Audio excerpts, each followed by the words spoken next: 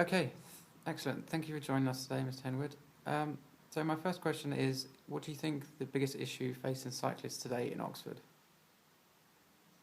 Well, not so long ago, cars were seen as a solution to many of our problems. Now they're perceived to be the problem. More and more deaths are caused by car accidents, tens of thousands each year. They're quite strong pollutants. They're very large. They consume a lot of space on our roads. And for over 100 years, the shapes of our roads and their sizes have been dominated by the characteristics of those vehicles.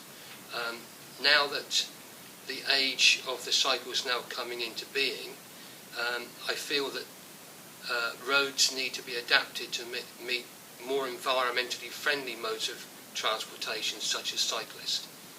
Right, okay, so is the changing of the roads the main difference, or how exactly would you solve this? Well, I think new roads should include a provision for cyclists, especially surfaces as well. It's more difficult in Oxford with the topography of narrow roads, where we can't change the actual shape, but we have to adapt and be a little bit more inventive as to how we improve those surfaces and spaces for cyclists. An example of that is the Plain Roundabout in Oxford. When you come over Magdalen Bridge, there's a drop, and you have to make an immediate decision as to when you turn right if you want to go up the Cowley Road or the Iffley Road. And sometimes that can be quite a scary experience. You have very little time to make a decision, and there's often buses and traffic behind. So you're under a lot of pressure to make a very quick decision that does feel very intimidating. Okay, thanks for that. So do you think the council could do more to contribute to the enthusiasm from young and older people? I think we have schemes in place at the moment. The County Council run a scheme, and the City Council also have introduced a scheme called Bikeability. These schemes go out to primary schools, and we teach about 30,000 students per annum how to cycle safely and how to be responsible cyclists. But I think there's a window of opportunity that we've missed.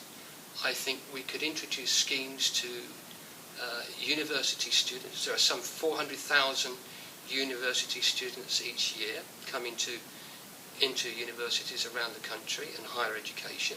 I think we can roll out, especially in Oxford, courses for students, freshers, and introducing our city.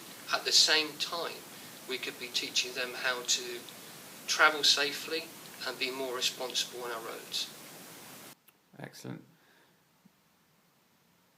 So Oxford traditionally has, a high amount of cyclists, and compared to London and places like that, the fatalities rates are quite low. There are still quite a lot of accidents around. So how do we make cycling safer?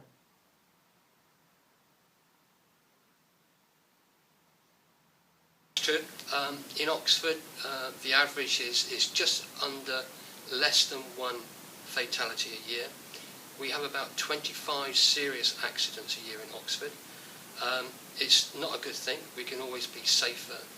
But compared to a lot of other cities, we have a very good record, although it's not perfect.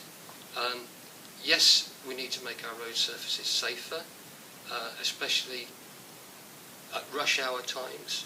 We need to think about the possibility of signage, again, education and personal responsibility on the road while we're travelling.